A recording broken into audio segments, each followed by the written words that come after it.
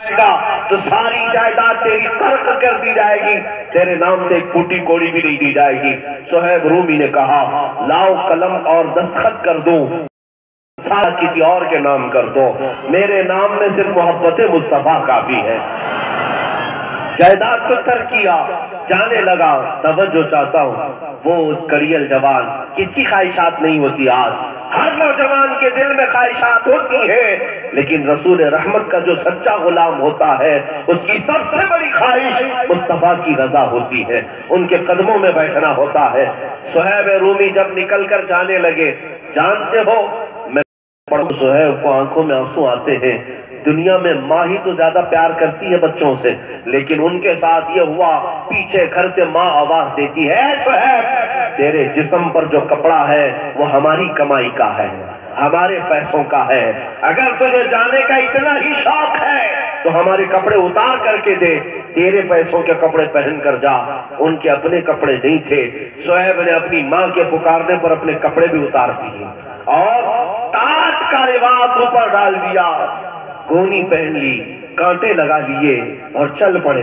نہ بدن پر کوئی سلا ہوا کپڑا ہے، اسی حالت میں، لیکن جانا ہے اب ایک ہی دن ہے کہ مدینہ جانا ہے، حضور پاک کی بارگاہ میں پہنچنا ہے۔ جب نکلے تو باپ پیسے والا تھا، پیسے والوں کی اکثر کی ہے کہ اپنے مزاج کے خلاف کوئی بات ہو تو گنڈوں کو لگا دیا جائے اور پیسوں کہ وہ کام زور زبردستی کروا لیا جائے۔ باپ نے یہی کیا، اپنے شریر گنڈوں کو پیسے دے کر کہا میرا بیٹا مجھے چھوڑو، کپڑے لتے سب چھوڑ کر اس محمد کی طرف جا رہا ہے، بیچ راستے میں اگر ملے تو اتنا مارو کہ وہ واپس گھر آ جائے، اتنا مارو۔ گنڈے پیسے لے کر کے راستے میں آئے، صہیب کو پکڑ لیا اور مارا اتنا، صدر کو بھی اتنا کیا کہ ان کی ناک پھٹ گئی، خون میں وہ لت پت ہو گئے، آنکھیں سوج گئی۔ لیکن جب مار مار کر گنڈے تھک گئے، ادھمرا کر دیا، پوچھا صہیب اب ان زخموں کی حالت میں کدھر جاؤ گے؟ صہیب نے کہا مدینہ جانا، جانا تو مدینے ہے، نہ سواری ہے نہ کوئی لے جانے والا قافلہ ہے، پیدل زخموں کی حالت میں جانا ہے۔ جانتے ہو 450 کلومیٹر کا سفر ہے، 450 کلومیٹر کا سفر ہے، پیدل جانا ہے۔ صہیب اسی حالت میں پیدل چلتے چلتے نہ جانے کئی دنوں کا سوچے اللہ اللہ، میں اپنے معاشرے سے جوانوں کو یہ ترغیب دینے کے لیے بات عرض کرتا ہوں، سب کچھ ہماری خواہشات نہیں ہے میرے عزیزو، تم آئے ہو رسول کے لیے، جیو تو رسول کے لیے، ان کی رضا کے لیے۔ سب کو چھوڑ کر جب مدینے پہنچے میرے عزیزو، صحابہ کہتے ہیں مغرب کا وقت تھا، نبی پاک صلی اللہ علیہ وسلم مسجد نبوی سے باہر نکل کر اپنی گردن اونچی کر کر کے کسی کا انتظار کر رہے تھے۔ صحابہ نے پوچھا یا رسول اللہ کوئی قبیلہ کوئی خاندان کوئی وفد آنے والا ہے؟ میرے آقا نے فرمایا نہیں، میرا ایک عاشق زخم کھا کر آ رہا ہے۔ وہ غیب کا رسول پہلے سے استقبال میں تیار تھے۔ پھر صحابہ کہتے ہم نے بہت غور سے دیکھا کہ آخر کون ہے جس کا نبی رحمت انتظار کر رہے ہیں۔ ہم نے دیکھا زخموں میں چور، خون میں اس کا لباس داغدار ہے، وہ آ رہا ہے صہیب رومی، وہ رسول پاک صلی اللہ تعالیٰ علیہ وسلم کا شہدائی۔ جب وہ آئے تو میرے آقا صلی اللہ تعالیٰ علیہ وسلم نے سینے سے لگایا، اپنی چادر اٹھا کر انہیں پہنا دیا، اتنا ہی تھا، بس اتنی ہی سی بات تھی۔ صہیب نے کہا میں سارے غم بھول گیا، سارے درد ختم ہو گئے، مجھے اب نہ کوئی درد ستاتا ہے نہ غم ستاتا ہے۔ ایک بار رسول پاک نے سینے سے جو لگا دیا، عزیزان گرام وقار، آج بھی میں کہتا ہوں تم ایک بار خواہشات کو چھوڑ کر کے تو دیکھو، وہ نبی پاک کی جو کل خصلت تھی آج بھی وہی خصلت ہے۔ ہمارا تو یہ ماننا ہے، لگاتے ہیں اس کو بھی سینے سے آقا جو ہوتا نہیں منہ لگانے کے قابل۔ میرے عزیزو، نبی پاک صلی اللہ تعالیٰ علیہ وسلم کے دربار میں ہمارا نوجوان کھڑا ہونا ہی چھوڑ چکا ہے، بڑھنا ہی چھوڑ چکا ہے۔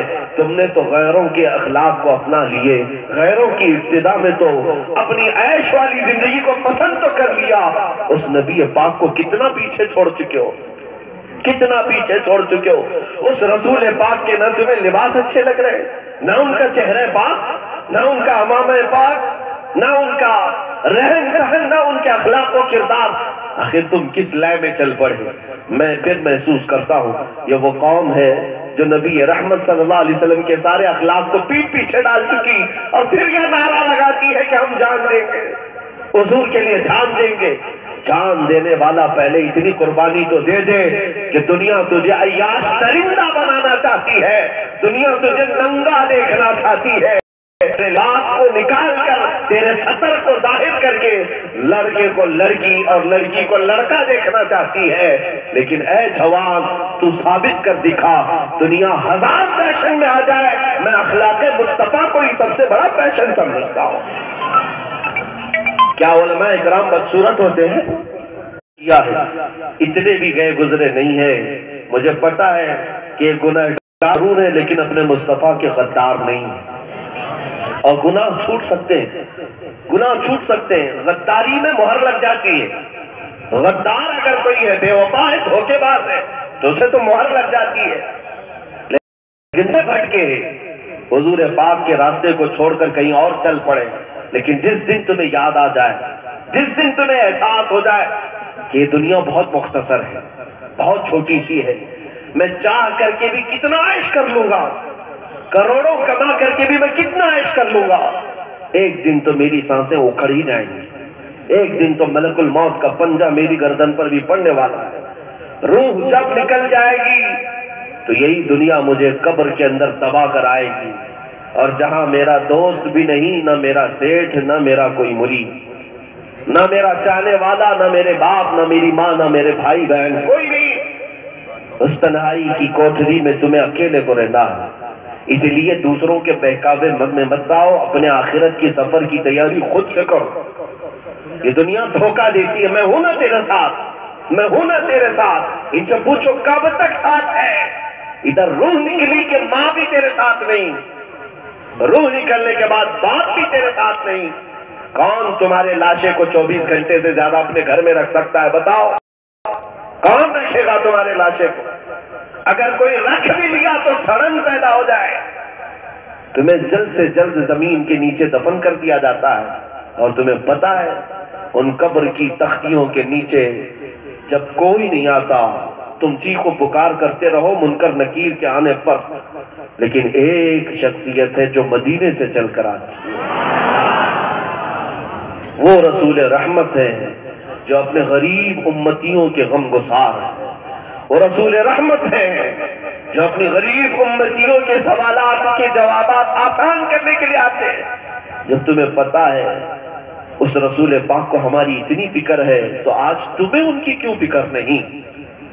پتا ہے تمہیں، ایک صحابی نے پوچھا میرے آقا قیامت کو کہاں ڈھونڈوں؟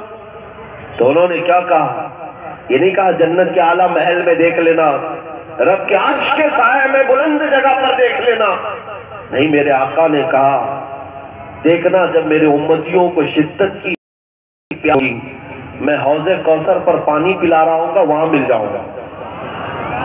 یہ وہ جگہ ہے جہاں لوگوں کے حلق میں کانٹے پڑ چکے ہوں گے، پیاس کی شدت سے لوگ بلبلا رہے ہوں گے، اور وہاں اگر کوئی پیاس بجھانے کا کام کرتا ہے تو صرف ہمارا آقا ہے، حوض کوثر سے پانی پلا رہا ہوں۔ دوسرا کہاں؟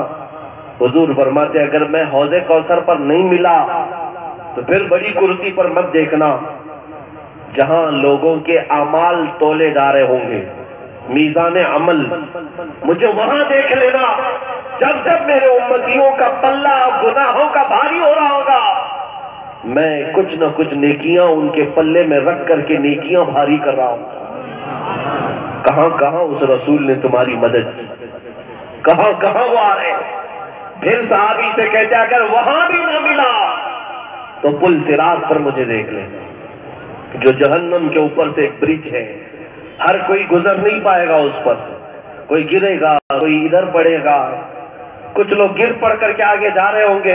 حضور فرماتے ہیں تم مجھے پل صراط پر دیکھ لینا، میں اپنے امتیوں کے گزرنے کے لیے اللہ کی بارگاہ میں سفارش کر رہا ہوں، مولا میرے امتیوں کو آسانی سے گزار۔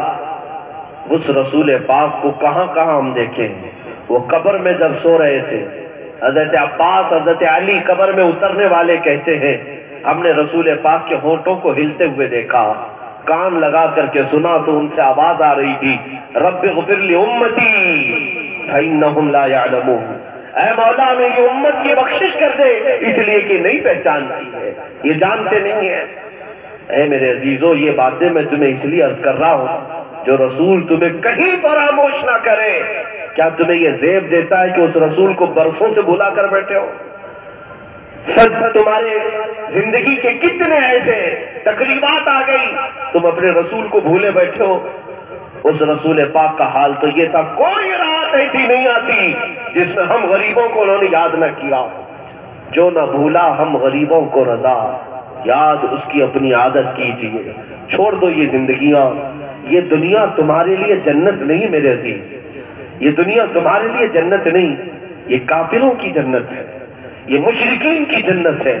ان کی عیاشیوں کو دیکھ کر تم کیوں بہک جاتے ہو؟ تم انہیں آئیڈیل مان لیتے ہو۔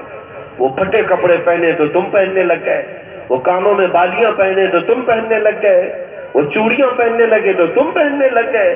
نہیں میرے عزیز، مومن کے لیے حقیقی جنت آخرت ہے، آخرت کے بعد کافروں کے لیے دنیا جنت ہے جو چند دنوں کی ہے۔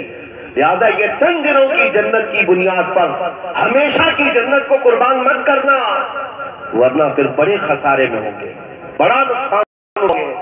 4 دن عیش کرنے کے بعد پھر حقیقی جو جنت ہے اسے چھوڑ جاؤ گے۔ اسی لیے اخیر میں یہ میسج دے کر اپنے عنوان پر آتا ہوں۔ حضور تاج الشریعہ بدر الطریقہ رحمت اللہ تعالی علیہ مرشد گرامی فرماتے ہیں، زندگی یہ نہیں ہے کسی کی کسی کے لیے، زندگی یہ نہیں ہے کسی کی کسی کے لیے۔